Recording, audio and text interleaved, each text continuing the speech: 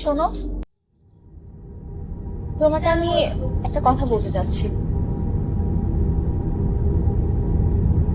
বলো।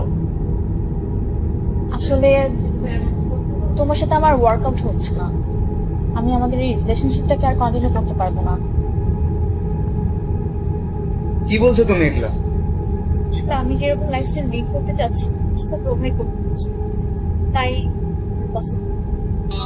Life style provide করতে পারছি না মানে? তোমার উপর আমি 30,000 টাকার বেশি খরচ করতাম মাসে।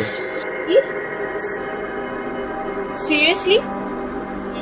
টাকার হিসাবে করেছো? এত চিপ হয়ে গেলি তুই? আমার ফ্রেন্ডরা ঠিকই বলেছে। আসলে ইউ নো হোয়াট, তোমার মতো মেন্টালের সঙ্গে আমার কথা ওভার।